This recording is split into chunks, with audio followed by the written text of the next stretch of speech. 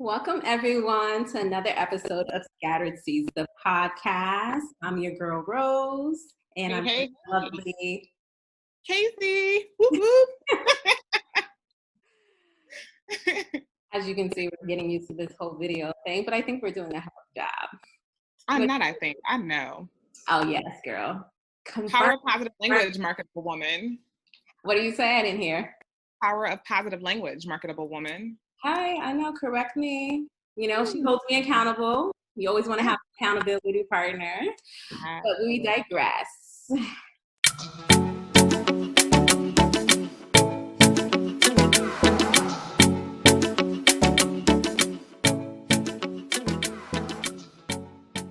In today's episode, we will be talking about the power of manifestation. Yes, that buzzword, right, Kacee? We always talk about the buzzword. Yeah, and you know what? To be honest, I felt a little like iffy about even having this conversation because, it is one of those buzzwords. It's a hot topic right now, but I do feel that it's very, very important to discuss the power of manifestation in its true form, not to take away from anybody else. But in its true form for what it means to me and how it has worked or helped me in my life and yours. So let's talk about that. So you said in its true form. So Enlighten me, enlighten us. What is manifestation in its true form to you? Okay, so that's great.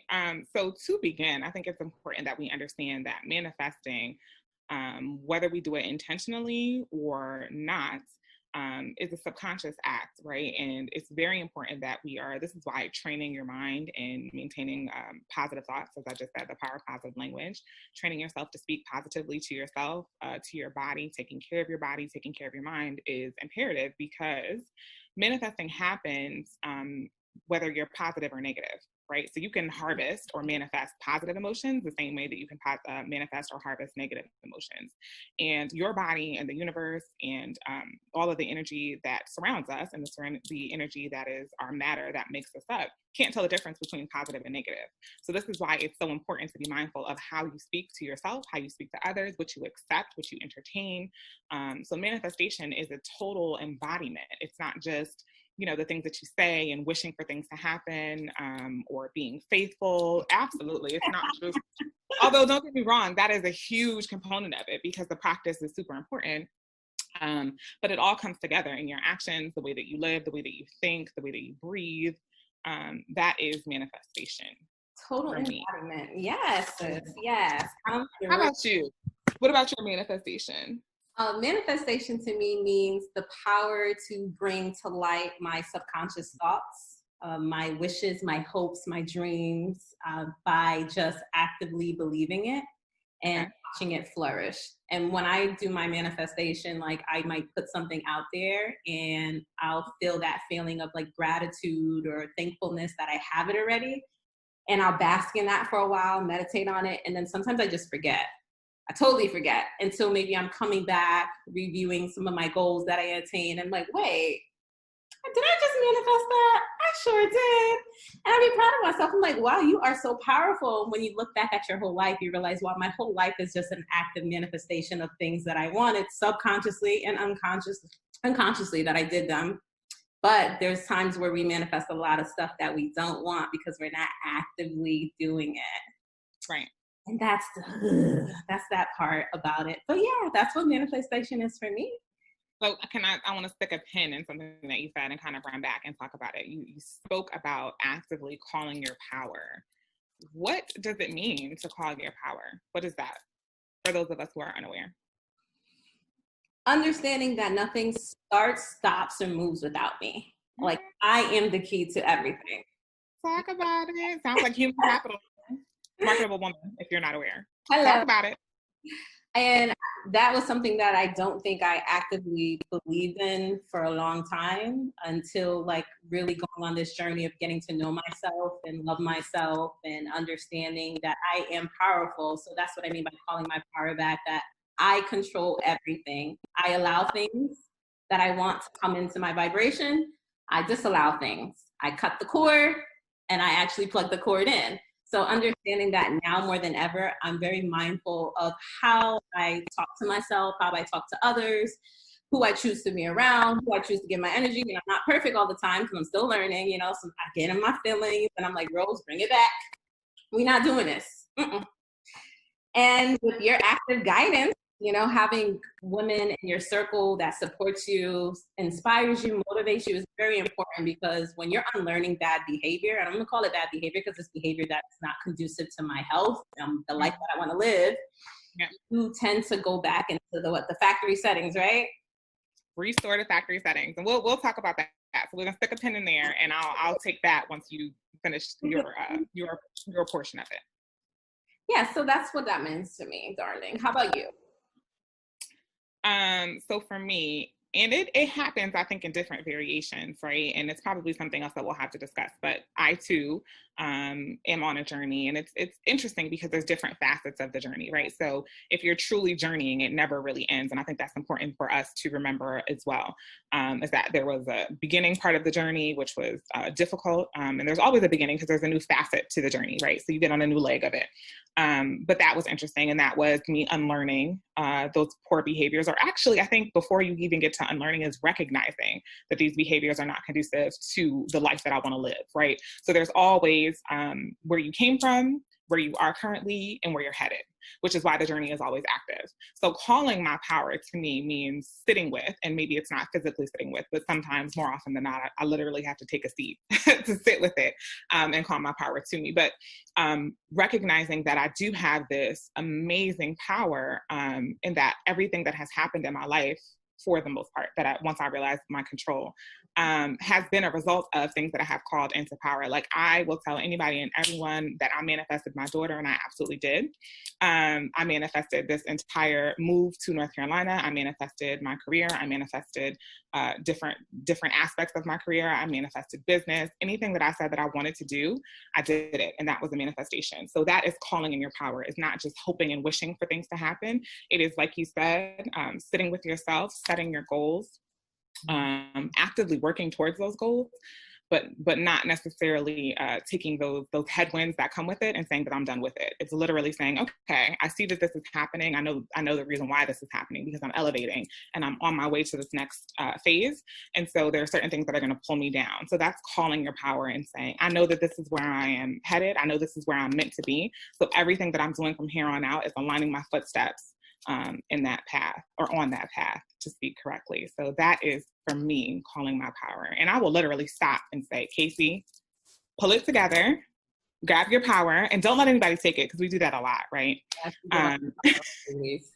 We give it away. When you give attention to things that are negative, when you give attention to things, and they don't even necessarily have to be negative, so to speak, but things that just don't necessarily align with who you are and where you are, or even where you're intended to go. Because maybe you are here right now, but if that's not where you want to be, giving your power, and by giving your power, I mean thinking about it, I mean lamenting on it, I mean talking about it sometimes. Those are the things, or the activities that are key to giving your power away to people and things that do not serve you. So, right. Something, and I want you to enlighten us more and break that down. You talked about manifesting your daughter. How did you do that? Okay, so we know, you and I know, so I won't speak as though everybody knows, when you call things into your vortex, which is essentially your realm of energy, your space, right?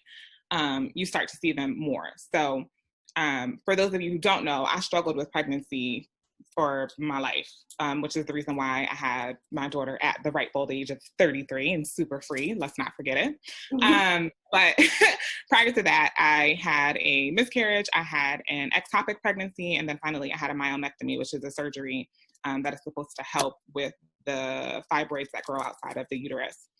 That kind of they create blockages and prevent the egg and sperm from doing their dance and doing their thing, right? So when I decided, this leg of my journey, when I decided to move to North Carolina, when I decided to kind of give myself a fresh start, quit my job, embark on entrepreneurial endeavors, I got healthy mentally and physically. And everything that I did, I would say, I'm going to have a baby next year. I'm going to have a baby next year. I'm going to have a baby next year. And before long, I would see things like on my Instagram feed, again, because I'm bringing it into my vortex. And they would say stuff about babies, or it would be like baby cribs, or just baby things happening all around me. And then not even God, was it like 2 months after I set a goal to reach my goal weight, right? And I set this goal and I said, this is my goal weight. This is where I want to be. And I probably was at that weight solid for 2 months. And then I was pregnant.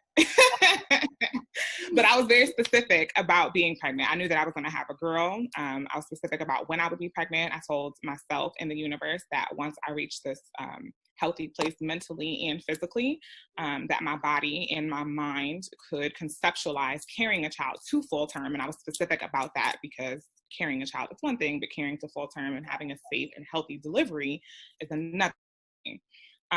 So I actively called those things into my power and I made them happen. One lesson I did learn throughout that journey is that there are sometimes things that you don't necessarily think about when you're manifesting things. So let's think about, I don't know if you guys have ever done this activity, but I did it in some part of school. Girl, I've been in school forever, it feels like. So I don't remember if it was undergrad or if it was a recent exercise that we did. But the exercise is this, and I urge you all to do it because you'll think about the steps that it takes to do things, right? Is to describe to someone who has never made a peanut butter jelly sandwich, step by step, how to make a sandwich, right? Okay. And so when you do that, you realize that you have to tell the person to take the bread out the pantry or wherever you keep it, take the peanut butter out the pantry or the cupboard, take the jelly out, take a knife out. Like, so you have all of these steps. You have to literally untwist the bread bag, twist it back. Like, these are the steps that have to happen. I say all this to say, in manifestation, the lesson that I learned with my recent manifestation was not necessarily thinking about the entire purpose or the entire portion of my journey and how I wanted it to look. And we talk about that a lot too. Like when you're in meditation, when you're in these moments and you're thinking about like, I'm meditating on $1 million. What am I going to feel like when I get that $1 million? What am I going to wear? How am I going to look? This is what I mean about take it step by step. And then even when you realize that I don't necessarily, I'm not going to be able to remember it all, right? It's asking the universe and God and your spiritual calling or your higher being to cover you in those areas that you miss, which is extremely important because I missed out on some areas. But that's okay because it's part of the lesson that needs to be learned. But it helps me to realize that when I'm manifesting these things, I need to actively manifest that as well and call that into my power. Things that I may be missing, please cover them in the spirit or in alignment with where I'm going. That was a long-winded answer, but again, I urge you to do that exercise because it's important for step by step when you're thinking about manifestation. So think about, and it doesn't necessarily have to be a peanut butter and jelly sandwich, but when you're thinking about something that you want to manifest, think about it from start to finish. Think about how you want to look, the way you want to dress. And I'm talking about if you want an Hermes bag, you want an Hermes bag. If you want not just an Hermes bag, but you want an Hermes Himalayan bag, that's about $500,000. Manifest that. Like, talk about that. I want my nails to look like, I want my hair to look like, I want to sit in an office that looks like, or I don't want to sit in an office, I want to sit in on the side of the beach. That's what I mean about step-by-step manifestation. Yes, girl, because those details matter. Sometimes what I do when I can't think of all the details, I just ask that every other detail be taken care of for me, for my highest good, please. Yeah. Because forgetting those things. Another thing I think about manifestation, for those of you out there listening to us, think about when you get a new car. Let's say you get a red Mazda.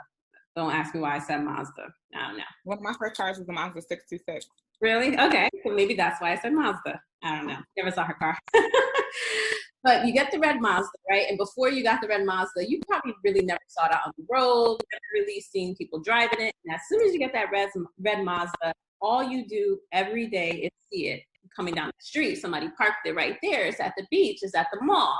It's in your vortex, like Kacee talked about. So that's how you can pay attention to what's in your vortex, by what keeps on showing up in your life. Like, what comes back often? What do you see constantly on Instagram? Maybe you were just, besides the fact that they're watching us, but maybe you were just talking about a puppy and all of a sudden now puppies is on your Instagram. It's in your vortex. It's like you're bringing that to you, and that's a part of your power. So we need to tap more into that. Yeah. The world is set up nowadays is kind of pushing us away from our power. It doesn't want us to know that we hold these abilities. It kind of keeps us like locked in and controlled. So it's our job to kind of free ourselves from that. And that's what we hope we're doing with talking to you today on this podcast about manifestation. We just want you to be able to free yourself from all those things. So can we talk about the time I manifested? Let's talk about the time I manifested Kacee and I's relationship. Yes. Let's talk about that. So we met at work. We're both in the banking industry. And at that time, I was, excuse me? For our day jobs. Oh yeah, day jobs. Yeah, we don't, excuse me, miss, you all in our business. We don't want to tell everybody. I don't like that. Don't do that. Don't do that. Shout out to him. But yes, I was a supervisor and Kacee was a manager at that time, and she was coming into my office for a meeting. And she walked in and she was just this beam of light. And she's just like, hello, hi everybody, how you doing? And I'm just like, who is this gorgeous Black woman? Her vibe was just so high. She was glowing. She was speaking to everyone, and she wasn't phony. Like, you know how when people come around, they phony. And it's very condescending. Yeah, like, yeah. She was not like that. She was very welcoming and open and warm. And I was like, ooh, she's gonna be my friend. And that's all I said. At that time, I just said it, I felt it, and I let it go. I wasn't over there stalking her, calling her, nothing. No, I wasn't. I just let everything happen naturally. What that means is I put it out there. I felt that feeling that, okay, she's like, I felt her energy, like we connected at that time. I felt it. I don't know if Kacee felt it at the moment. But the universe brought us in many situations where we were around each other. And then through our interactions, we just slowly, it happened so organically, it wasn't forced. We slowly just started to be around each other. And once we got to know each other more, it was like, oh, that's my soul sister. That's my soulmate. It was such a beautiful time. And I was like, ooh, girl, you're powerful. What else we could do now? Yeah. Absolutely. And just like that. And I know a lot of that was me also, and this is what's important about your unconscious manifestations also, because I wasn't as active in my manifestation as Rose was, but I was kind of coming off the tail end of, I absolutely was coming off the tail end of my initial onset with discernment, right? I had gone through so many negative friendships, relationships, just so many interactions with people and places and things that were negatively attracted to me that I also attracted equally, right? Because I was in a negative space. And I had prayed so hard for the power of discernment to be able to tell when things were for me and when things weren't for me. And it's not as though, I want to be cognizant about that also, because it's not like I'm unable to tell, but part of my nature, and I'm really positive that it's part of my calling, is that I attract people. And I'm not talking about good people, bad people. See, I attracted this one here too. I attract people. I attract an abundance of people. And one of the things that I've had to learn in my attraction of people is that everyone is not my project. Like, I'm not meant to take on all of their feelings, all of their whatever they have going on. But at that time, I would. Right. And so I had like nonstop, I was just working on discernment. I was reading about discernment. I was reading about severing soul ties, getting away from karmic bonds and karmic relationships, understanding that some of these karmic relationships that I had were, debts that I had to pay from other facets of life, right? Or other lives, whatever you may or may not believe in. But I know for sure these debts were on my head, honey. But anyway, so I wasn't actively calling for the relationship, so to speak, but I was actively looking for and wanting to practice discernment actively. And so when you have two situations that kind of come together like that, and they come with such a high frequency from an organic place, let's be mindful of that as well. From an organic place, nothing but greatness comes of that. And so from there, not only was the friendship, or has the friendship been absolutely amazing, the sisterhood was built, right? You get to break down layers and levels and understanding of the woman that you're across from, and then the woman that you are too, because you understand more about yourself when you're looking in other people. Because you are your greatest reflection, right? And everyone that you attract is a reflection of you from some aspect of your life. Yes? Yes. Yes, totally. Yes. Yes. So getting that, after unlocking that and getting to that part, then we got into the business. And it, again, was so organic. It just made perfect sense because it would just be conversations, like even Scattered Seeds, the podcast, are based and built upon conversations that we have daily. Becoming the entrepreneurs that we are based on conversations that we have daily. We'd literally be sitting talking about being a marketable woman or the marketable woman. And then it was just like, well, we kind of are onto something here. Let's make this a thing. And then it's a thing. We're talking about business coaching, and then we put businesses together. We're talking about, creating schedules for ourselves to keep ourselves honest. We're like, we have something. This is very marketable. Let's put this together. So from these organic relationships, these actual soul connections that are not soul ties, that are not karmic relationships, the rest of your life begins to flourish because of that. Would you agree? I would agree, totally. Okay. I thought when you said that, I thought about guides. Like I read something where everybody you meet is a guide, and expound, please. Yes, I was like, ooh. So essentially, everyone you come into interaction with is supposed to be like a guide in your life. It just depends on what direction they're going to guide you in, right? So it's up to us to kind of, like you said, you use discern whether or not, okay, they're taking me in a direction where towards my higher self, or they're taking me or keeping me in that same stagnant position where I'm trying to break free from. I think about like friendships, those friendships that are like, you knew them since the 3rd grade. Yeah. Guys doing the same things, talking about the same people, low vibrations, going out to drink every Friday night, waiting for income tax time, no shade. I get it, but we want to live better. I know I want to live better. I just want a little bit more for myself and for my family. So I say that to say is that we get so comfortable being connected to those people because we are fearful of the power that we hold and becoming that higher version of ourselves. Like, what does that look like? Because we fear the unknown, right? We always want to know everything, especially women. All of these. So manifestation, we like to know all the details. Right.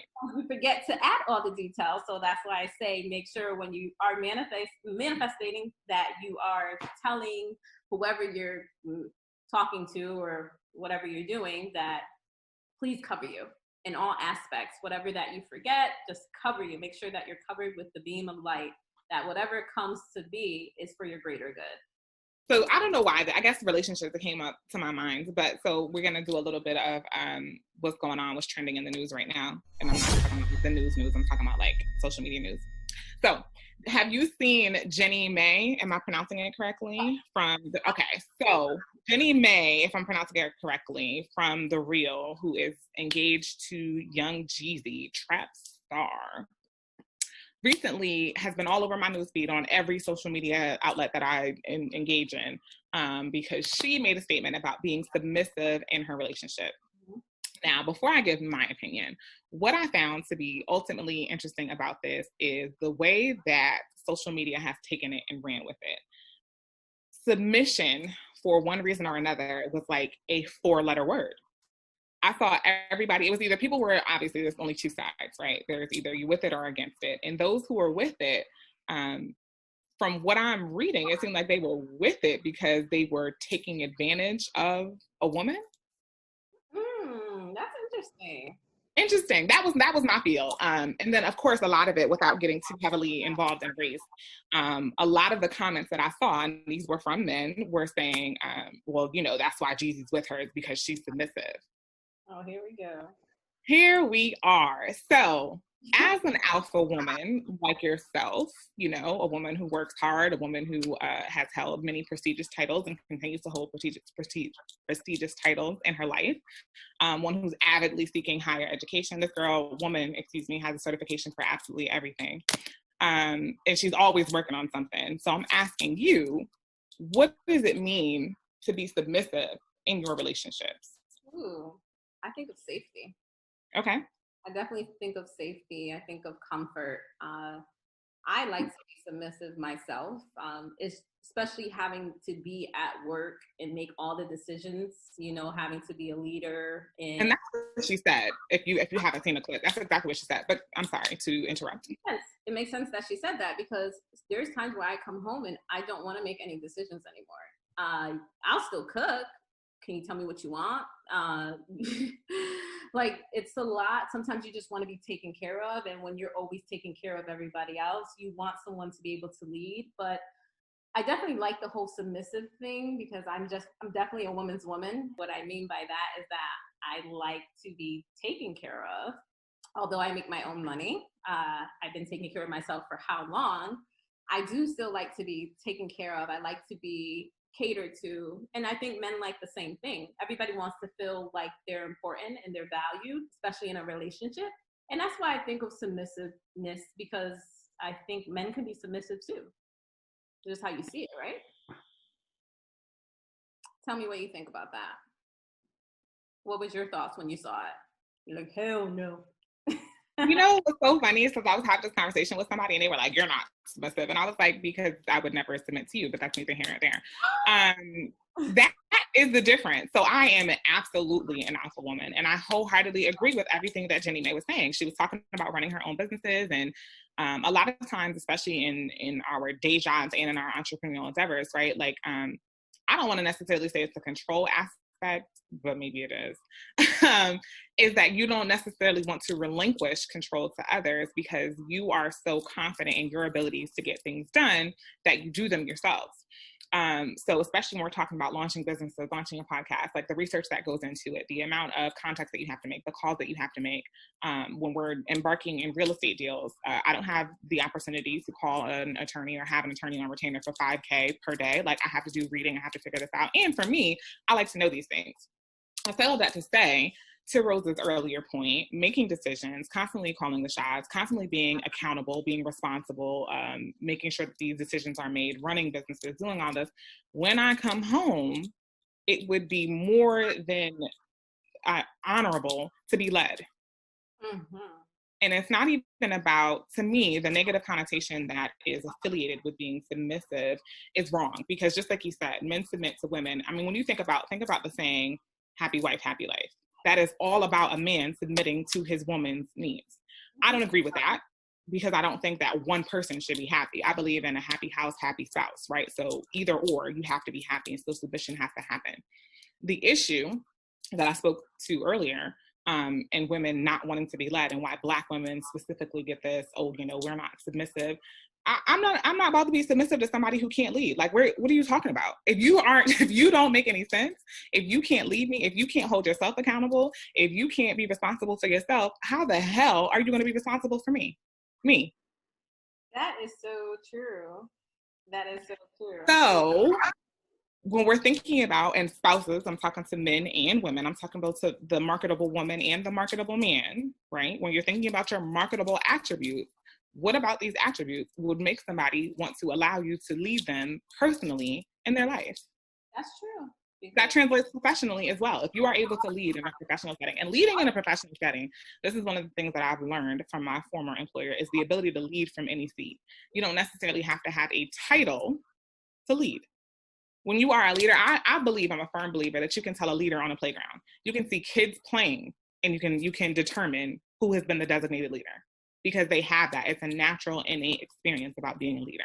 So I say all that to say, leadership takes many forms, and leadership in the household management is the greatest form of leadership, because you can go out in the world and make all types of mistakes and mess it up because that's somebody else's responsibility, somebody else's, right? But when you get home, that leadership about what happens with your life, what you do, what you don't, who pays the bills, who doesn't pay the bills, who eats, what you don't eat, if you have somewhere to live, if you're sleeping in your car, that is more important than all this other stuff that we're out here doing. I would agree with you totally, wholeheartedly. That was my spiel on the social media news. So we'd like to hear what you all think. Leave a comment. Go period. Let us know what you think about the submission and that comment. And then also let's talk about the manifestation, the art of manifestation, and what do you think? How have you manifested anything in your life that you want to talk about that you didn't know? Well, technically, everything in your life has been manifested by you, like we said. Negatively and positively. Yes, a lot of us don't realize that. So take inventory. That's another favorite thing for us to do, is take inventory, take stock on ourselves. Write down where you're at, all the things that you accomplished, or maybe that you didn't accomplish that you want to accomplish, because there's always time. You're still breathing. There's always time to make a change. So that's definitely important. Definitely important. Ooh, but I saw something on social media since we were down that rabbit hole, and it was about men, and it was something about them with video games, how men can communicate so good when they're playing the video game. Oh my God. they can tell you, bro, it's over there, go to the left, make a right, do this, do that. And then the comment said, yeah, because when we ask you guys a question, all we get is whatever, feel good, or I'm not trying to hear that. And I was cracking up because us women, sometimes we don't say how we feel. We expect our man to understand and know exactly how we're feeling, and we don't use our words. So communication would possibly, more than likely, be our next topic, is how to effectively communicate with each other and really say what you feel, say what you mean. Don't make assumptions. Like, can we stop assuming? And that's how our feelings get hurt all the time, because we know. He know I got an attitude. He see me over here. He, huffing and puffing, waiting for somebody to acknowledge you. Say how you feel, sis. Say, you know what? I want to talk to you. Can we talk? This is bothering me. Let's use our big girl voices, right? Can we do that? Is that okay? And in the workplace. Let's do that in the workplace too. Girl, you took the thought right out of my mind, because I'm thinking about how all of these, again, marketable attributes translate professionally and personally. Because if you lack the ability to communicate in one space, chances are you lack the ability to communicate effectively in another space. Because let's be clear, communication is not, I'm going to shout and say what I got to say, or I'm going to say what I got to say regardless how everybody feels about it. That's not communication. That is you literally running your mouth, for lack of better words. That's not communicating. But I think you're right. And I saw something too, since we're going down this whole social media spiel, right? Which I was like, I felt seen when I saw this. It was something, and I'm going to paraphrase it because I don't remember all of it, but it was something along the lines of, and it was from a male, which I found to be very, very interesting. But he was talking about, I think it was 2 days ago on mental, was it National Mental World Health Day or World Mental Health Day, if I'm botching it. But he was talking about an experience he had with his therapist recently. He was saying how he is working on being able to find his voice, which is something that I struggle with, believe it or not, too. Chatterbox, finding her voice.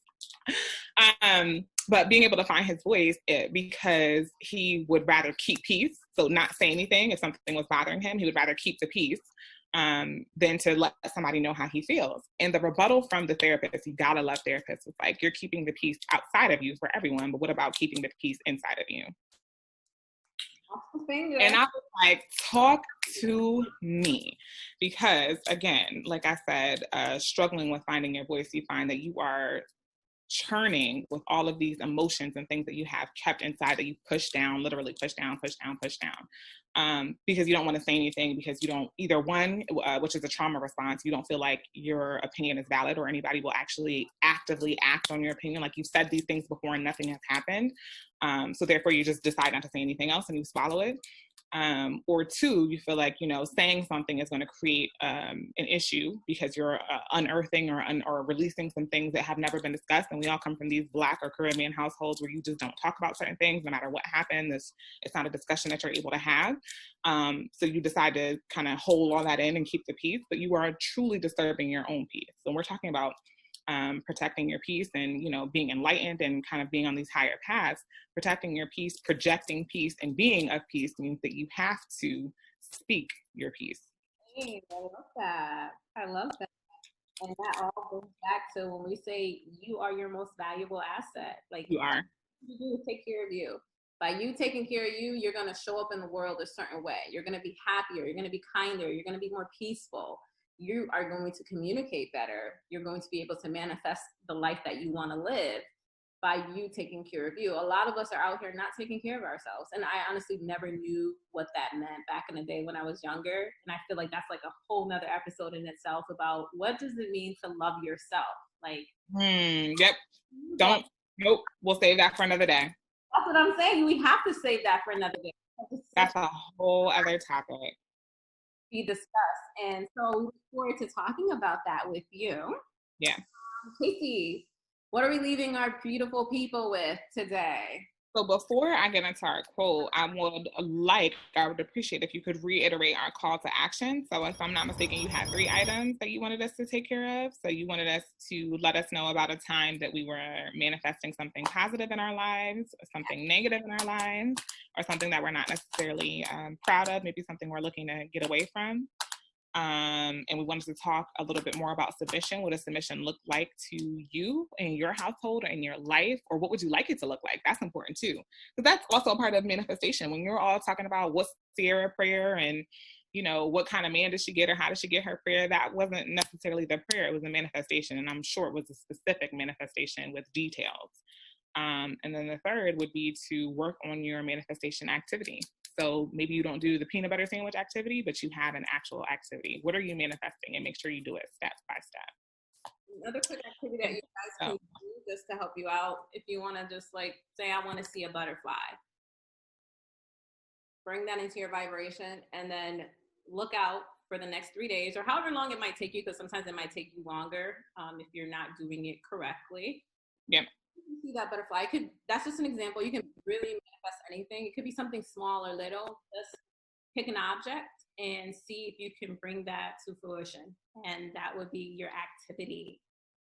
That is call it into your vortex, right? Yes, your bubble, your sphere. Bring that in.